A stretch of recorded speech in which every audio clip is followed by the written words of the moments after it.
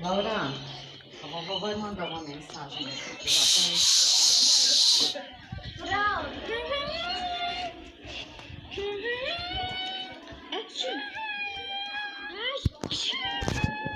Oxi.